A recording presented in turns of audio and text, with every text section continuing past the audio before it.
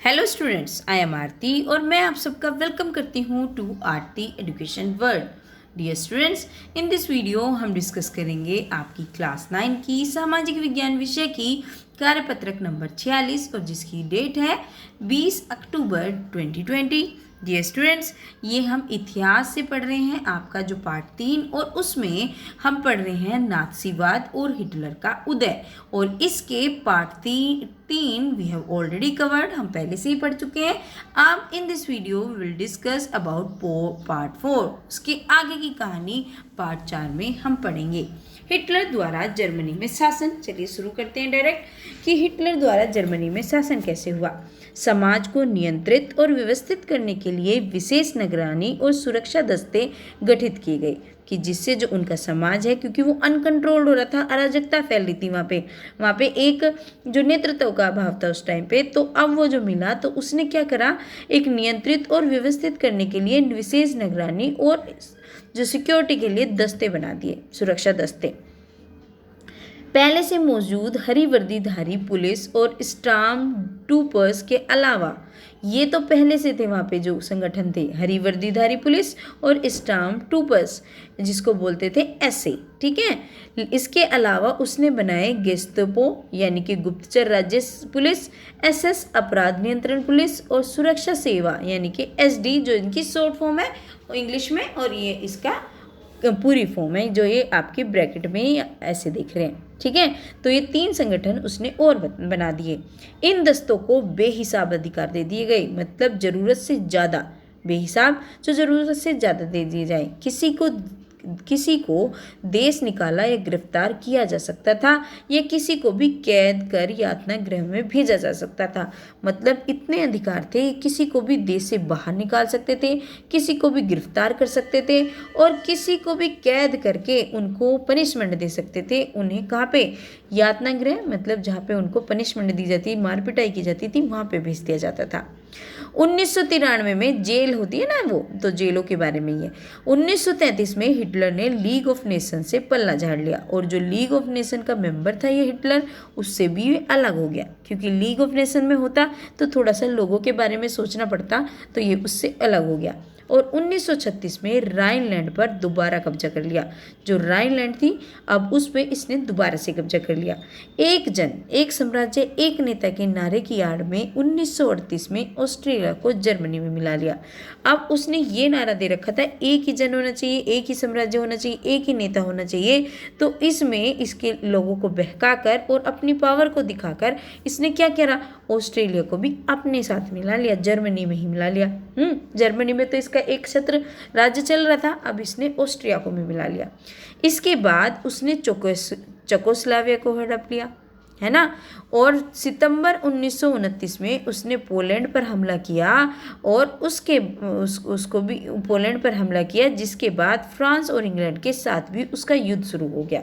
अब जब उसने पोलैंड पर हमला कर दिया तो फ्रांस और इंग्लैंड ने भी लड़ना शुरू कर दिया, जो दूसरे विश्व युद्ध में बदल गया और सेकेंड वर्ल्ड वॉर इसी तरीके से शुरू हो गया। सितंबर 1940 में जर्मनी ने इटली और जापान के साथ एक त्रिपक्षीय संधि की। जब 1940 आया तो जर्मनी ने इटली और जापान के साथ एक संधि कर ली। त्रिपक्षीय मतलब तीनों देशों के, 3 थे ना, एक जर्मनी था, एक इटली था, एक जापान था, तो तीनों का पक्ष, तो त्रिपक्षीय। जून 1941 में उसने सोवियत संघ पर हमला कर दिया और अब क्या हुआ, 1941 में सोवियत संघ पर हमला कर दिया। यह हिटलर की एक ऐतिहासिक बेवकूफ़ी थी और ये उसकी गलतियों में से एक, बहुत बड़ी गलतियों में से एक थी। जब जापान ने हिटलर को समर्थन किया और पर्ल हार्बर पर अमेरिकी ठिकानों को बमबारी का निशाना बनाया गया तो अमेरिका भी दूसरे युद्ध में कूद पड़ा। जब अमेरिकी जो ठिकाने थे उन पे बम बरसने लगे तो अमेरिका को भी आना पड़ा विश्व युद्ध में, वो भी आ गया। यह युद्ध मई 1945 में हिटलर की पराजय और जापान के हिरोशिमा शहर पर अमेरिकी परमाणु बम गिराने के साथ खत्म हुआ। और ये युद्ध कब खत्म हुआ, हिटलर तो हार गया इस युद्ध में और अमेरिका परमाणु बम गिराने के साथ, जापान में अमेरिका ने जो परमाणु बम गिराए थे जापान के ऊपर, उसके साथ ये खत्म हुआ। आपने पढ़ा ही होगा नागासाकी में, हिरोशिमा में क्या करा था, अमेरिका ने परमाणु बम फैलाए थे, तो उसके बाद ये युद्ध खत्म हुआ।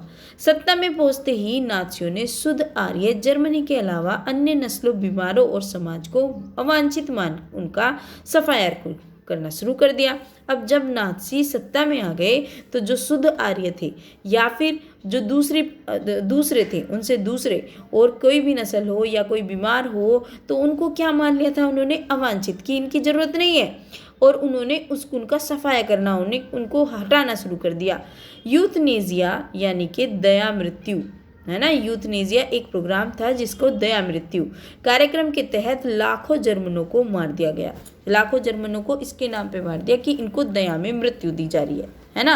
नाजी जर्मनी में सबसे बुरा हाल यहूदियों का हुआ। आप सब जानते होंगे कि जब जर्मन में हिटलर इनका राज्य था नाजी का, तो क्या हुआ, जब नाजी आया था तो उसने क्या किया था, इन जीव्स के लिए उन्होंने यहूदियों को सबसे बुरी तरीके से उनके साथ व्यवहार करा था। उनकी नज़र में यहूदी आदतन हत्यारे और सूदखोर होते थे, और उनको ये लगता था कि जीव्स होते हैं ये हत्यारे होते हैं और सूदखोर होते हैं, ब्याज पे पैसा लेते हैं, जो अपनी घनी बस्तियों गेटों में रहते थे। हिटलर की दृष्टि में उनका सिर्फ एक ही हल था, यहूदियों को पूरी तरह ख़त्म कर दिया। और हिटलर क्या सोचता था कि यहूदियों को ख़त्म कर दो, इनका यही हल है, बस इनका सफाया कर दो। तो नाजियों ने नाजियों जो हिटलर की गवर्नमेंट है, ये सब नाजी हम पढ़ते ही आ रहे हैं, आपको पता ही है, यहूदियों को तरह तरह से आतंकित किया, तरह तरह से डराया, उनकी आजीविका के साधन छीन लिए, जिससे वो अपनी रोजी रोटी चला रहे थे वो छीन लिए, उनके से समाज से अलग कर दिया, और इनको चोरी चोरी चुप चुप के भी रहना पड़ता था। बाद में उन्हें पोलैंड में बनाए गए जो गैस चैम्बर थे वहाँ पे ले जाकर मार देने की नीति भी अपनाई गई। जो गैस चैम्बर है वहाँ पे ले जाया जाए और इनको मार दिया जाए। तो ये सब उसने यहूदियों के साथ अत्याचार किया। देखिए, ये यहूदियों को गैस चैम्बर तक ले जाने वाली मालवाहक गाड़ी का चित्र दिखाया गया है कि इस मालवाहक गाड़ी में जिसमें माल ले जाया जाता था, इसमें लोगों को ले जाया गया और उस गैस चैम्बर में ले जाकर उनको मारने का प्लान बनाया गया। ठीक है, और ये इसमें कुछ रास्ते दिए गए हैं जिसमें से आपको एक क्वेश्चन करना है खुद से। चलिए अब देखते हैं आगे क्वेश्चन आंसर्स। हिटलर ने जर्मनी में नियंत्रण बढ़ाने के लिए कौन कौन से संगठन बनाए, तो ये तो अभी हमने पढ़ा, वर्कशीट में सारे हमने पढ़े ही एक्चुअली। हिटलर ने जर्मनी में नियंत्रण के लिए गेस्तापो गुप्तचर जो राज्य पुलिस थी वो संगठन बनाया। दूसरा बनाया अपराध नियंत्रण पुलिस जिसको एसएस कहते थे, और एक सुरक्षा सेवा बनाई जिसको एसडी बोलते थे। ये इसने अलग से संगठन बनाए।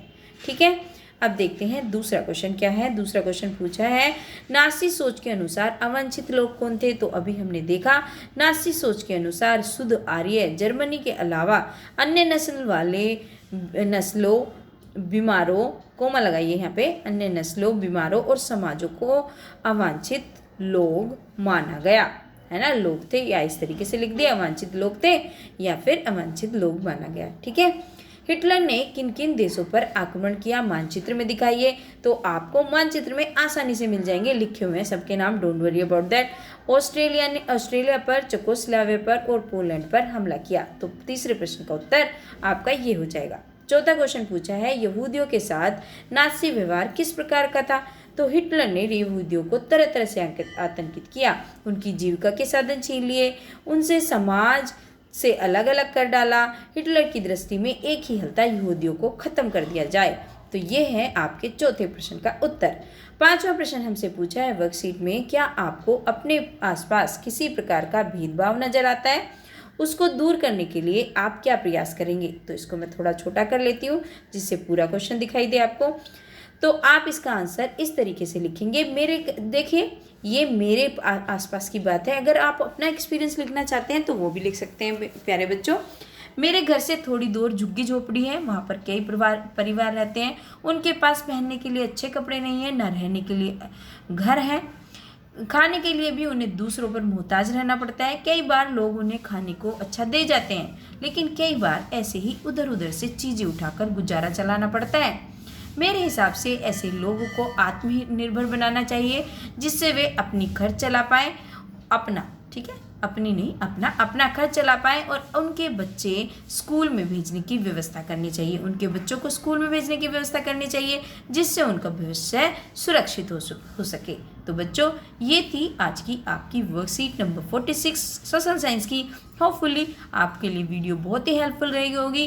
डियर स्टूडेंट्स, अगर अभी तक आपने वीडियो को लाइक नहीं करा है तो प्लीज़ वीडियो को लाइक भी करा करिए ना, और चैनल को सब्सक्राइब कर लीजिए अगर आप नए आए हैं चैनल पर, क्योंकि मैं आपको इस तरीके की वीडियो देती रहूँगी विद नोटिफिकेशन बेल, जिससे आपको नोटिफिकेशन भी सबसे पहले मिले। और डियर स्टूडेंट्स, अपने दोस्तों के साथ शेयर करना बिल्कुल भी मत भूलना।